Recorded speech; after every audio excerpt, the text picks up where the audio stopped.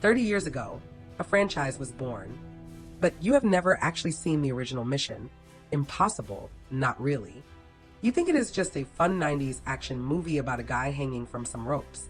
In reality, it is a paranoid neo-noir psychological thriller filled with biblical betrayals, historical secrets, and a plot so complex most people actually misunderstand the ending. Today, we are breaking down the hidden genius of the 1996 masterpiece that started it all. Let's start with the title itself. Mission Impossible. On the surface, it is just the name of the classic 1960s TV show. But director Brian De Palma subverts this immediately. In this movie, the mission isn't just the operational objective given by the tape recorder.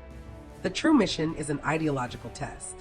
It is the impossible task of maintaining loyalty in a world where deception is the currency. For Ethan Hunt, the impossible part isn't stealing the NOC list from the CIA. The impossible part is surviving the realization that his mentor and father figure is the villain. Hidden details. Look at the code name, Job 3 verse 14.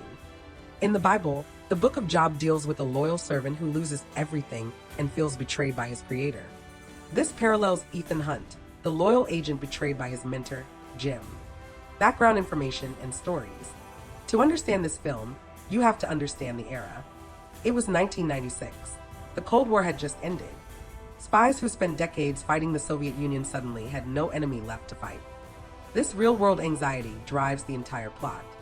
Fun fact behind the scenes, Tom Cruise actually funded the famous CIA vault stunt out of his own pocket when the studio ran low on budget. He even put pound coins in his shoes to act as counterweights, so he could balance perfectly flat above the floor. Now, let's clear up the biggest misconception about this movie. Many viewers get confused by the opening act in Prague.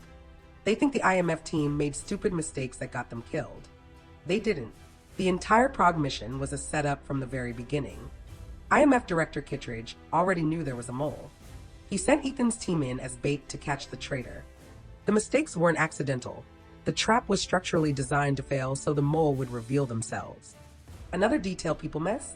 Max isn't a person's name. It is a title. Max is an arms dealer who works entirely through proxy networks, which is why her true identity is kept so deeply hidden. Themes and symbolism. The core theme of this movie is the death of brotherhood. The film relies heavily on the symbolism of masks. In most action movies, masks are just a cool gadget. Here, they symbolize the erasure of identity. When Jim Phelps wears a mask, he isn't just fooling his enemies. He is erasing the hero he used to be in the original TV series. Let's untangle the chaotic climax. How did the betrayal actually work? Jim Phelps was bitter about the end of the Cold War. He felt used by the government and wanted a rich retirement. He partnered with his wife, Claire, and an IMF insider named Krieger to steal the NOC list and sell it to Max. Jim faked his death in Prague to frame Ethan, making Ethan look like the mole. But Ethan figures it out on the TGV train. He uses the video watch to broadcast Jim's face directly to Kittredge, proving his own innocence. When Claire hesitates to let Jim kill Ethan, Jim shoots her, proving he cares about nothing but the money. Ethan attaches the explosive gum to the helicopter, destroying Jim and Krieger and securing the list. The final scene shows Ethan on a plane, turning down a drink. He thinks he is out of the spy game. But then, the flight attendant delivers a coded message. "Excuse me, Mr. Hunt. Would you like to watch a movie?" This isn't an offer for in-flight entertainment. It's the ultimate callback. It's the exact same code phrase used to deliver his briefing at the very start of the film on the tape recorder. The flight attendant is an IMF handler.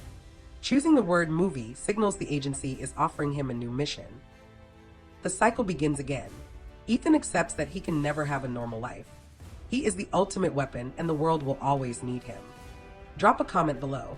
Don't forget to hit that like button and subscribe for more deep dives into your favorite cinematic classics. See you next time.